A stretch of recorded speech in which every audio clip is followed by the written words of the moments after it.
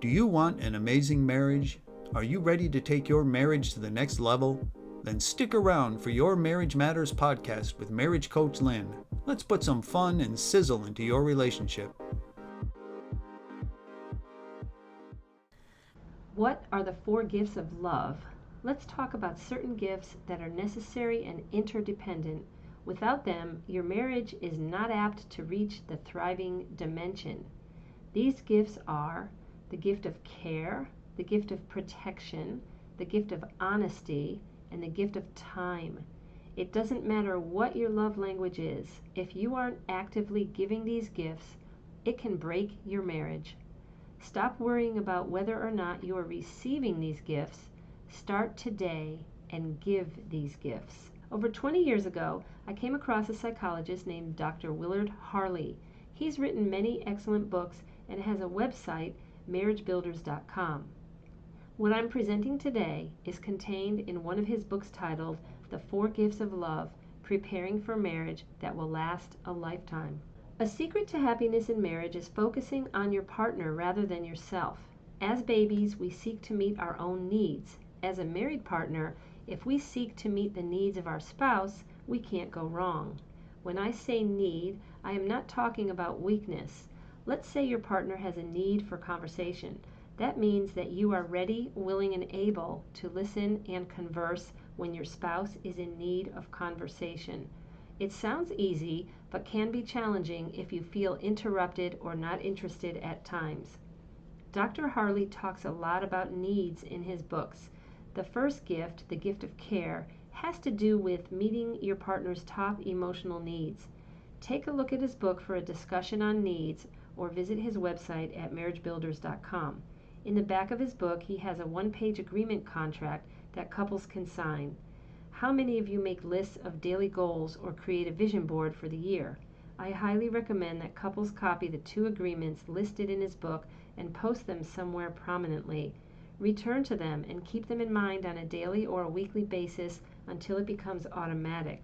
One agreement is the agreement to overcome love busters, and the other one is the agreement to meet the most important emotional needs. It's interesting to note that the person we fall in love with is the person we perceive will be able to meet our emotional needs. We want to meet each other's needs in a way that is mutually enjoyable. We don't want to feel burdened or that it's an arduous task to please our partner. Meeting someone else's needs is not a prescription for sacrificing your own happiness. What we're doing is we need to look at the attitude, the intention, the loving giving you want to do for your partner. When we meet someone's need, we don't want to approach it as if it is a reciprocal expectation. Meeting someone's needs in that case will soon come to feeling obligated, and that's not enjoyable. The first gift, as I said, is the gift of care. Get a pen and paper and write these 4 promises down as I get to each gift, and post them somewhere prominent. The gift of care. I promise to meet your most important emotional needs. Again, I promise to meet your most important emotional needs. If you get the book, The 4 Gifts of Love, or visit the website, you'll see basic emotional needs that are common in men and women. The 2 of you can discuss your top 5 needs and top 5 love busters, and you will each have different ones. The love busters are those things we do that are habitual, easy, or self-serving, such as angry outbursts, annoying behavior, selfish demands. Caring is not something that happens in the heart. Caring is evident in our actions. One of the greatest difficulties in marriage is when one person no longer cares to satisfy his partner or meet the emotional needs of the partner. The second gift is the gift of protection.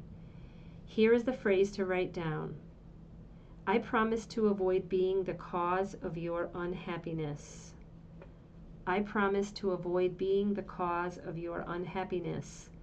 Now, we all know that happiness is an inner job and a personal choice response to what is going on in our lives. However, there's a lot a spouse can do to contribute to his partner's happiness. Protection is guarding against that which makes your spouse unhappy. Inconsiderate behavior is an example. Some of us can be inconsiderate on a daily basis. When you start to develop awareness, you'll see what I mean. As I was preparing for this podcast episode, I caught myself responding inconsiderately 3 times in the course of an hour to my husband. Yikes! It sneaks up on us, and it is very minute. It's the little things we need to catch that accumulate. One of those occasions was when my husband was telling me about something that bothered him. I laughed about it. He corrected me and further shared that he didn't find it funny. What I thought was funny was a disrespectful response. In order to protect, you have to increase your empathy and compassion. My husband reminds me and helps me to be more compassionate. I want to share 2 quotes with you as a reminder.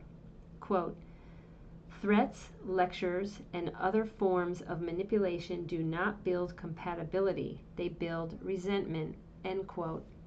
By Dr. Harley.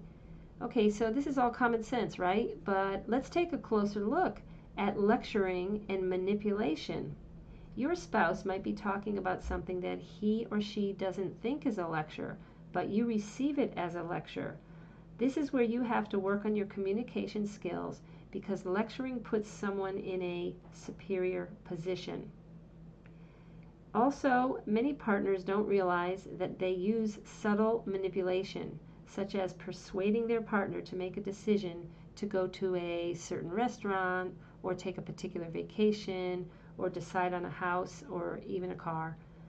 Manipulating events to get your way doesn't build compatibility and will harm you in the long run, even though you might feel proud of yourself for creating events in your favor in the short term. We are still talking about the gift of protection, and the aim is to avoid being the cause of your partner's unhappiness. One of the best pieces of advice that I've gleaned from reading Dr. Harley's writings is this: never do anything without an enthusiastic agreement between you and your spouse. That is golden and worth writing down. In other words, one of you can be right and get his or her way, but if your partner is not enthusiastic about it, you didn't win, you lost. In the long run, the gains from having a mutually agreeable lifestyle more than outweigh the loss of an independent lifestyle. Again, that quote is, never do anything without an enthusiastic agreement between you and your spouse. Moving on to the 3rd gift, the gift of honesty. This right here will set you free. Honesty might be uncomfortable or painful at times, but the lack of honesty and its consequences are 10 times more devastating than the discomfort. Here is the promise that you can write down to remind yourself. I promise to be honest with you. Write these promises down and post them to help you behave in ways that will help you build an amazing marriage. I want to quote Dr. Harley again. Honesty is the only way that you and your spouse will ever come to understand each other. Of all the marriages I know that are top-notch, and I'm blessed to know dozens and probably a few hundred of happily married couples, honesty with each other and with yourself is the number one quality I observe in successful marriages.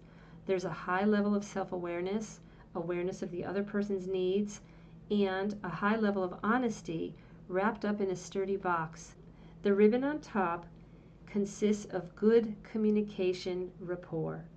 Honesty helps with compatibility, closeness, and friendship with your spouse. You can more easily resolve conflicts with your spouse if you have a strong dose of honesty flowing between you.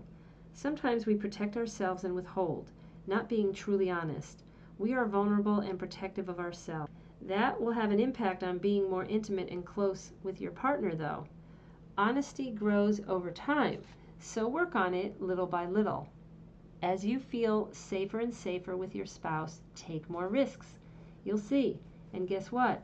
You can do a lot to create an environment so that your spouse will feel safe being honest with you. It starts with you. Here's the simple rule of honesty.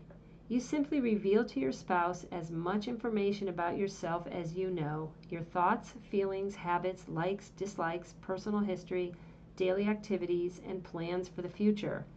I talked about some of this on the Before You Get Married series. You want to share your emotional reactions with your partner. You want historical honesty about your past and your vulnerabilities. You want to be honest about your current history, your day-to-day activities. Future honesty is important. What future honesty is, what are your plans and hopes for the future? Fourth gift is the gift of time. I promise to give you my undivided attention. I love this one because it's one of my love languages, along with physical touch. Give as much undivided attention to your spouse, maybe 15 hours a week. That includes conversation, time together, an activity, or date night. Aim for 2 to 3 hours a day. If you are in a bad or struggling marriage, spend up to 30 hours a week giving each other undivided attention. Leave the cell phones and electronics in another room or tucked away and spend time without friends, kids, or relatives. You are trying to increase affection, warmth, and encouragement between the two of you so that you can have an awesome marriage. Create activities that will meet the emotional needs of your partner, such as affection, sexual fulfillment, and recreational companionship. I will mention my book again that will definitely help you spend quality time, and that is Re-Energize Your Marriage in 21 Days. Everyone's different, but if your time is limited, I would focus on these 4 needs: conversation, affection, sex, and recreation. If you haven't made a note of the 4 phrases, here they are. I promise to meet your most important emotional needs. I promise to avoid being the cause of your unhappiness. I promise to be honest with you. I promise to give you my undivided attention. Write these down, follow them, and you won't end up in divorce court or in the land of discontent and unhappy marriage. It takes 2.